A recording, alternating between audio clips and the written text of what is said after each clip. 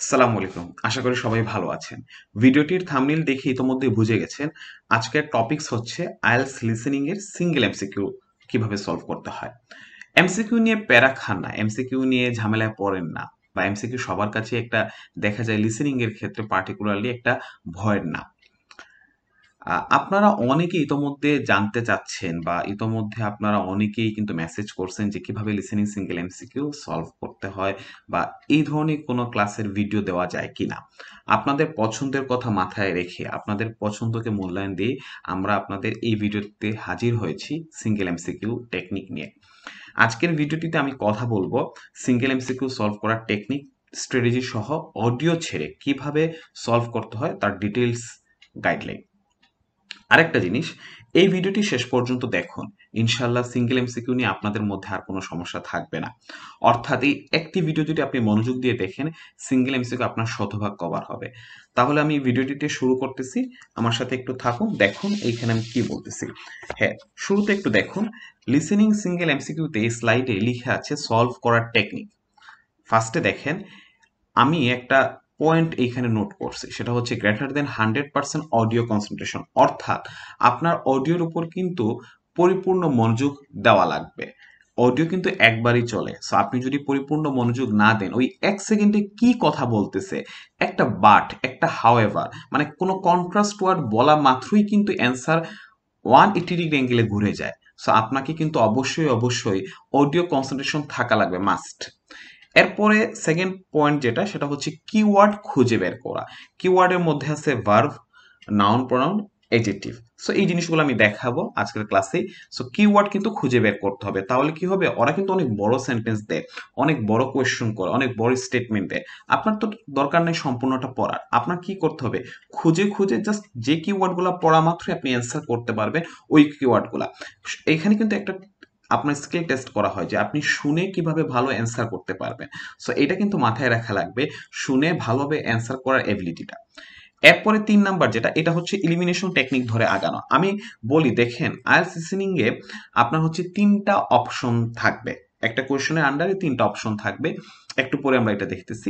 ওই ৩ টা অপশনের মধ্যে আমরা যদি একটা অপশন শুরুতে বাদ দিতে পারি, তাহলে দেখেন আপনার প্রবাবিলিটি হচ্ছে ২ টা থেকে ১ টা কারেক্ট করা, অর্থাৎ 50-50 প্রবাবিলিটি চলে আসে। তার মানে আপনি কিন্তু ইজিলি কারেক্ট করতে পারতেছেন। সো ধৈর্য ধরে শুরুতে ভুল আনসারটা খুঁজবেন। এটা একটা সুন্দর পারফেক্ট টেকনিক। ভুল আনসারটা খোঁজার ট্রাই করুন। ভুল আনসারটা বাদ দিতে পারলেই কিন্তু অ্যান্সার বাকিটার মধ্যে চলে আসতেছে। অথবা আপনি শুদ্ধটা নিয়েও কাজ করতে পারেন। বাট এলিমিনেশন টেকনিক ধরে আগালে অনেক ইজি হয়ে যায়। ওকে, সো এইবার আমি দেখেন, আমি কোয়েশ্চনে চলে যাচ্ছি। আপনি কিভাবে একটা কোয়েশ্চনগুলো দেওয়া থাকে লিসেনিং এর সিঙ্গেল এমসিকিউতে। এইখানে আমি 4টা কোয়েশ্চন নিছি। ওকে, একটু মনোযোগ দিন। এইখানে 21 থেকে 24 পর্যন্ত 4টা কোয়েশ্চনে এই জায়গায় আপনি একটু দেখুন, এইখানে কথা বলতেছে, একটা নাম আছে দেখেন এনি, আর একটা নাম আছে এইখানে, হ্যাঁ এই যে দেখেন বোথ এনি অ্যান্ড জ্যাক। হ্যাঁ, এই জায়গায় একটু পর্যন্ত দেখেন, এই যে বোথ এনি এন্ড জ্যাক, তাই না? আচ্ছা, সো একটু আমরা এইখানে কিছু কিওয়ার্ড আমরা ফাইন্ড আউট করবো। ওই যে বলছিলাম না কিওয়ার্ডের ব্যাপারটা। 21 নম্বর কোয়েশ্চনে দেখেন, Annie discover reading about ice houses, তাই না? Annie discover reading about ice houses. So দেখুন, এইখানে আমরা যেটা করব, এনি, এনি হচ্ছে দুইজন স্পিকার কথা বলে, একজন পুরুষ একজন মহিলা। সো আমাদের ভয়েস কিন্তু ফাইন্ড আউট করা অনেক ইজি, একজন পুরুষ একজন মহিলার voice. Annie discover reading about ice houses. তো এই জায়গায় আমরা যদি কিওয়ার্ডটা বের করি, ফার্স্ট হচ্ছে ডিড। এই যে ডিড, ডিড হচ্ছে পাস্ট টেন্সে বলতেছে Annie. Okay, discover, reading about ice houses. Ice house সম্পর্কে পড়তে গিয়ে এনি কি ডিসকভার করেছিলেন, তার মানে Annie discover reading about ice house, এটা হচ্ছে কিওয়ার্ড। ওকে, এরপরে দেখুন, এ, বি, সি। এতে কোয়েশ্চেন করতেছে বা এর অপশনটা শুরু হয়েছে হোয়াই দ্বারা, হোয়াই মানে কেন, বিতে হচ্ছে হাউ, সিতে হচ্ছে হোয়ার। হোয়াই কেন, হাউ কিভাবে, হোয়ার কোথায়। ওকে, এই জায়গায় দেখেন দে, দে হচ্ছে কি একটা প্রনাউন। প্রনাউন কাকে মডিফাই করে, নাউনকে, নাউনের পরিবর্তে প্রনাউন বসে। এই দেটা এখানে রেফার করতেছে আইস হাউসেসকে। সো দেখেন দে, এটা একটা কিওয়ার্ড। ফার্স্ট ক্রিয়েটেড, এটা একটা কিওয়ার্ড। ওকে, এরপরে দেখেন keyword the ice kept frozen, ice kept frozen. এরপরে দেখেন কিওয়ার্ড দে লোকেটেড, ওকে, তার মানে 21-এর কিওয়ার্ডগুলো আমরা ফাইন্ড আউট করে ফেললাম। আচ্ছা, 22-এ দেখেন ফার্স্টেই হচ্ছে টেন্সটা একটু দেখি। প্রথমটা টেন্স ছিল পাস্টে, ডাস, ডাস দিয়ে বোঝাচ্ছে প্রেজেন্ট টেন্সে, okay. Annie make refrigeration in ancient Rome, তার মানে এখানে কিওয়ার্ডগুলো দেখি আমরা, কোয়েশনটা একটু দেখি। What point does Annie make about refrigeration in ancient Rome. আচ্ছা, তো এনি এটা হচ্ছে কিওয়ার্ড, ডাস হচ্ছে প্রেজেন্ট টেন্সে, make refrigeration ancient Rome, okay. তো রেফ্রিজারেশন ইন এনশিয়েন্ট রুমের সম্পর্কে উনি কি তৈরি করেছিলেন, একটা পয়েন্ট, ওই পয়েন্টটা কি, মানে উনি একটা পয়েন্ট তৈরি করেছিলেন বা উনি একটা পয়েন্ট তৈরি করেছে, সো ওই পয়েন্টটা কি প্রেজেন্টে যেহেতু তৈরি করেছে। ইট বিকেম এ কমার্শিয়াল বিজনেস, এইখানে দেখেন ইট ইট ইট, এই তিনটেই কিন্তু সেম, সো এগুলা কিওয়ার্ড না, কারণ এই তিনটেই কিন্তু তিনটা অপশনই সমানভাবেই আছে। ইট হচ্ছে কি, ইট হচ্ছে রেফ্রিজারেশন ইন এনশিয়েন্ট রোম, এটাকে এই নাউনটাকে এই ইট প্রোনাউন দ্বারা মডিফাই করা হয়েছে, ওকে। সো ইট প্রোনাউনটা এই নাউনটাকে মডিফাই করছে। It became a commercial business, okay. তো এইখানে একটু দেখেন, ইট এটা দরকার নেই দাগানোর, এক কমার্শিয়াল বিজনেস এটাতে আমরা কিওয়ার্ড হিসেবে দাগ দিলাম। আরেকটা কিওয়ার্ড এর পরেরটাতে বিতে দেখেন, snow from nearby, snow, snow মানে তুষার পড়তেছে, ফ্রম নিয়ার বাই মানে একদম কাছে তুষার পড়তেছে, এই ধরনের। আচ্ছা, took a long time to become popular, okay, a long time অনেক সময় লাগতেছে, টু বিকাম পপুলার মানে অনেক সময় লেগেছিল পপুলার হইতে, so a long time become popular, okay. এইখানে আমি আপনাদের একটু বুঝাই, কমার্শিয়াল বিজনেস, এটা হচ্ছে কমার্শিয়াল হচ্ছে এডজেক্টিভ, বিজনেস হচ্ছে কি নাউন, ওকে। কিভাবে হইলো, আমি এইখানে নিচে যদি একটু স্লাইডে যাই, একটু খেয়াল করুন, দেখেন আমি একটা ওয়ার্ড, এখানে দুইটা ওয়ার্ড লিখছি, দেখেন ব্রিলিয়ান্ট স্টুডেন্ট, ওকে। স্টুডেন্ট কি, স্টুডেন্ট হচ্ছে, আমি যদি এখানে লিখি স্টুডেন্ট হচ্ছে কি, স্টুডেন্ট হচ্ছে নাউন, তাই না, এটা আমরা সবাই জানি। আচ্ছা, এই নাউনের আগে আমি ব্রিলিয়ান্ট লাগাইছি, মানে স্টুডেন্টটা কেমন, ব্রিলিয়ান্ট টাইপের, তাই না। তার মানে একটু দেখেন এই নাউনটাকে ব্রিলিয়ান্ট দ্বারা মডিফাই করা হয়েছে, এবং নাউনকে যে মডিফাই করে তাকে আমরা বলি এডজেক্টিভ, ওকে। সো এই যে দেখেন আমি এডজেক্টিভটা দাগ, তার মানে এই জায়গায় আসুন, এইখানে ছিল বিজনেস, ওকে। বিজনেসটাকে কোনটা দ্বারা মডিফাই করা হয়েছে, কমার্শিয়াল, তার মানে বিজনেস হচ্ছে নাউন, কমার্শিয়াল হচ্ছে অ্যাডজেক্টিভ, ওকে। সো এই অ্যাডজেক্টিভ নাউনটাকে আমরা কিওয়ার্ড হিসেবে ধরে নিলাম, এবং ভার্বটাকে, ওকে। এরপরটাতে দেখেন, connection with modern refrigerators, both Annie and Jake are worried about, okay. So connection with modern refrigerators, modern রেফ্রিজারেটরসের সাথে সংযোগে, both Annie and Jake are worried মানে দুইজনই চিন্তিত, তার মানে একজন যদি চিন্তিত হয় আর একজন যদি চিন্তিত না হয় তাহলে কিন্তু অ্যান্সার হবে না, কারণ দুইজনকেই চিন্তিত হওয়া লাগবে। তাহলে কি ব্যাপার নিয়ে মডার্ন রেফ্রিজারেটর সংযোগের সাথে এনি এবং জেক চিন্তিত হলো, তার মানে কানেকশন মডার্ন রেফ্রিজারেটরস কিওয়ার্ড, এনি জেক দুইজনই অরিড, ওকে। অরিড মানে অ্যানশাস, উদ্বিগ্ন, চিন্তিত হওয়া। আচ্ছা, কমপ্লেক্সিটি টেকনোলজি, টেকনোলজির জটিলতা নিয়ে, কমপ্লেক্সিটি টেকনোলজি। আচ্ছা দেখেন আরেকটা, ডিসপোজড অফ ইররেসপন্সিবলি, ইররেসপন্সিবলি মানে হচ্ছে দায়িত্ব জ্ঞানহীন ভাবে নিষ্পত্তি।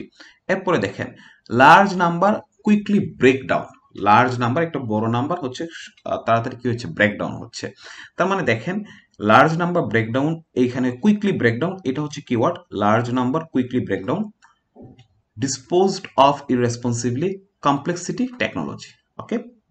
আচ্ছা, এরপরে দেখেন, জ্যাক অ্যান্ড এনি এগ্রি, একমত হওয়া, রিগার্ডিং ডোমেস্টিক ফ্রিজেস, ডোমেস্টিক ফ্রিজেসের ভিত্তিতে জ্যাক অ্যান্ড এনি এগ্রি কোন বিষয়ে একমত, ওকে।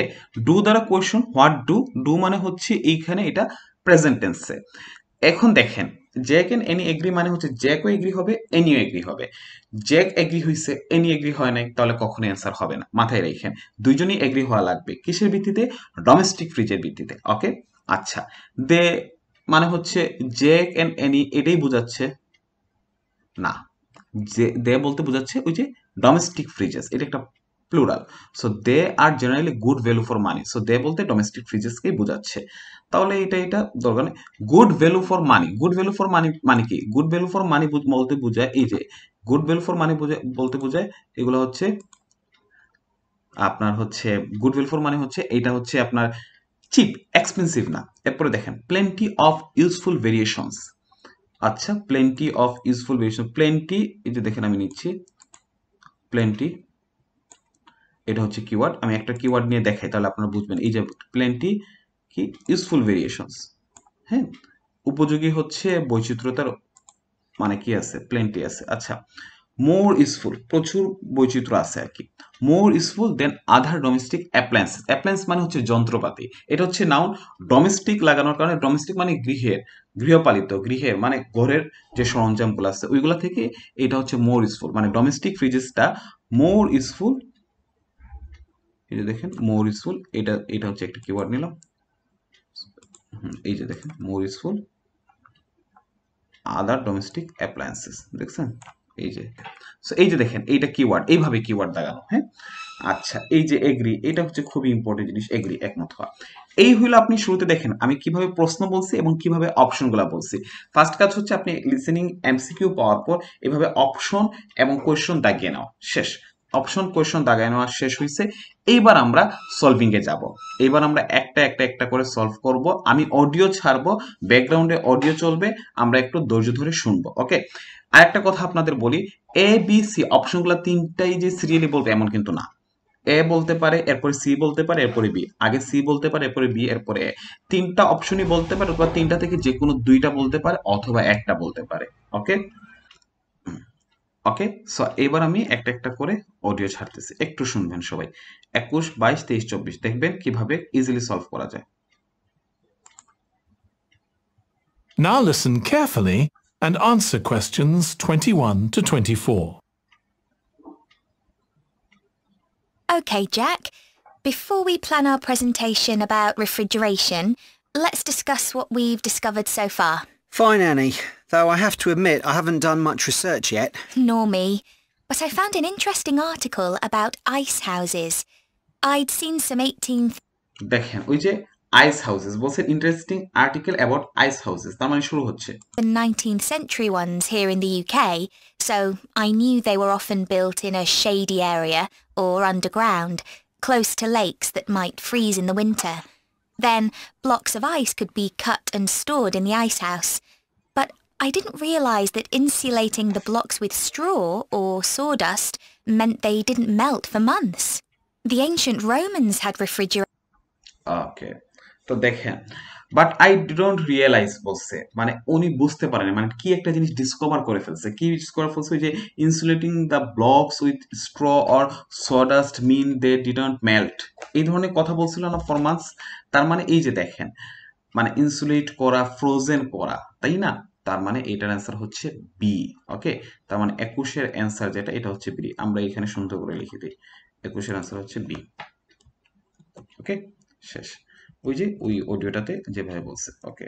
এরপরে এনসিয়েন্ট রুমের কথা বলছে, তার মানে এনসিয়েন্ট রুম রেফ্রিজারেশন ওইটা শুরু হয়েছে, একটু মনোযোগ দেন।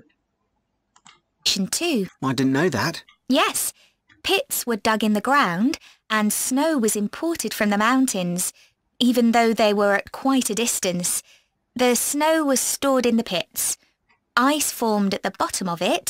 Both the ice and the snow were then sold. The ice... এই যে দেখেন, ইভেন দো একটা লাইন বলছিল এইখানে এনি, দেখেন এনি কিন্তু কথা বলতেছে, এখানে মে না, সো মেয়ের কথা থেকেই তো আমাদের অ্যান্সার হবে।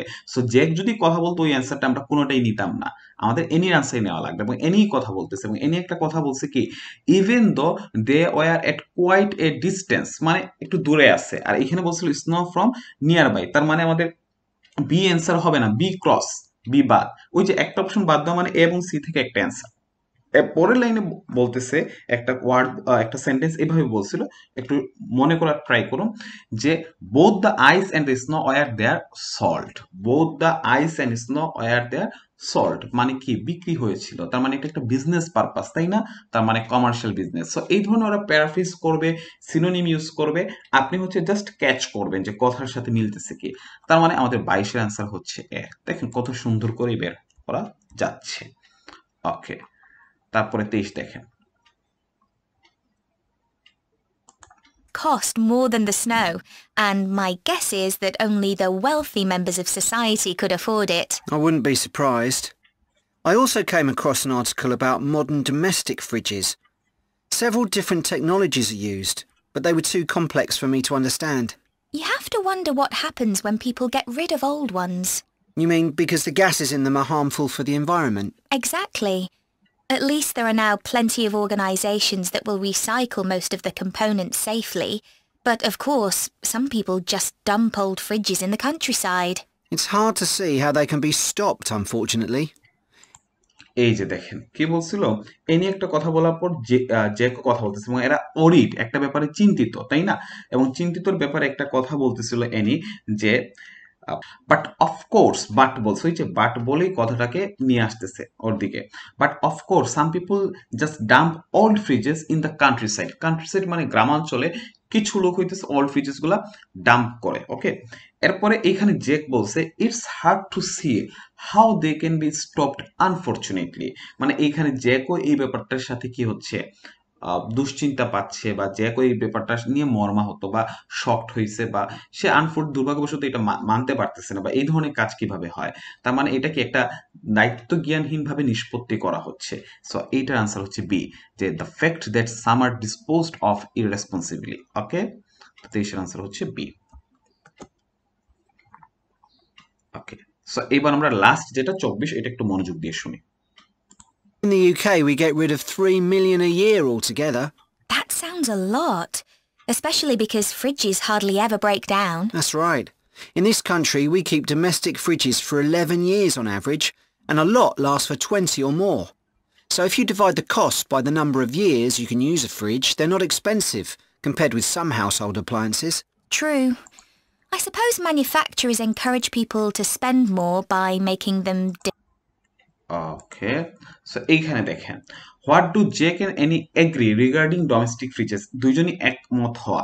এখানে কিন্তু একটা ট্রু কথা বলছে। কি বলছে দেখেন, লাইনটাকে আমি যদি এভাবে দাঁড় করাই যে if you divide the cost by the number of years you can use a fridge, they are not expensive, তারা এক্সপেন্সিভ না। Compare with some household appliances, household মানে ঘরে যে যন্ত্রপাতিগুলো আছে ওইগুলোর সাথে কম্পেয়ার করলে দেখা যাচ্ছে এগুলা নট এক্সপেন্সিভ মানে ব্যয়বহুল না। তার মানে কি এটাগুলো চিপ, চিপ মানে গুড ভ্যালু ফর মানি। ওকে, এটা তো বলছিল জ্যাক, কিন্তু এটার সাথে তো এনি একমত হওয়া লাগবে। এনি ঠিক পরেই বলছে ট্রু, তার মানে এইটার আনসার হচ্ছে এ, অর্থাৎ 24-এর অ্যান্সার দাঁড়াইলো এ, তাই না? আবার আরেকটা জিনিস, মজার জিনিস দেখেন, 23 যখন আমরা সলভ করছিলাম 23-এর অ্যান্সার কিন্তু আমরা বি পেয়েছিলাম।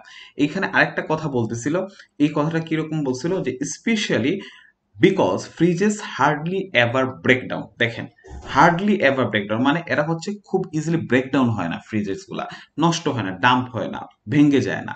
তার মানে কি এইখানে বলতেছিল কুইকলি ব্রেকডাউন, আর বলছিল হার্ডলি। হার্ডলি হচ্ছে একটা নেগেটিভ ওয়ার্ড, তাই না? তার মানে এখানে সি নাম্বারটাও আমরা ক্রস দিতে পারি, এলিমিনেশন প্রসেস। ওকে, তাহলে দেখেন খুব সুন্দরভাবে আমরা 21, 22, 23, 24 এই 4টা কোয়েশ্চন সলভ করিয়ে দিলাম। ওকে, আচ্ছা এখানে আপনাদের জন্য একটি ঘোষণা, একটু মনোযোগ দিয়ে দেখুন। আমাদের আইএলটিএস অনলাইন ব্যাচ আছে। অনলাইন ব্যাচটা শুরু হচ্ছে 8 সেপ্টেম্বর থেকে।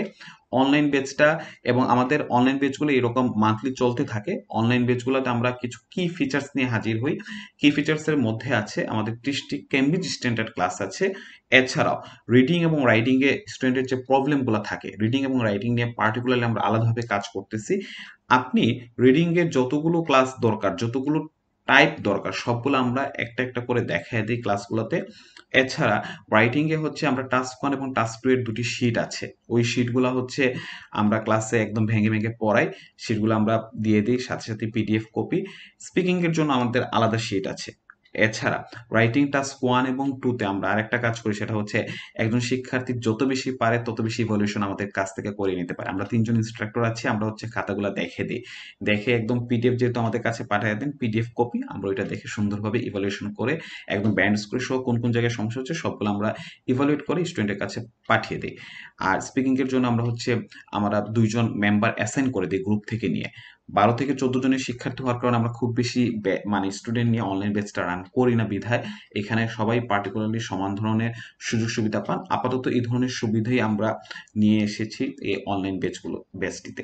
সো আপনারা সবাই অনলাইন ব্যাচটিতে জয়েন করতে পারেন। ইনশাল্লাহ আপনাদের আমাদের আন্তরিকতার দিক থেকে কোনো ধরনের কমতি হবে না। আর এই ছিল আপনাদের লিসেনিং এমসিকিউ, সিঙ্গেল এমসিকিউ নিয়ে ক্লাস। আপনাদের নেক্সট কোন ভিডিও লাগবে বা কোন ক্লাস লাগবে আমাদেরকে অবশ্যই জানাবেন। এই ভিডিওর কমেন্ট সেকশনে আপনারা জানিয়ে দিবেন। আমরা আপনাদের জন্য আরো ভালো ভালো ভিডিও নিয়ে হাজির হব। এই পর্যন্ত সবাই ভালো থাকবেন, সুস্থ থাকবেন, আমার জন্য দোয়া করবেন। আল্লাহ হাফেজ।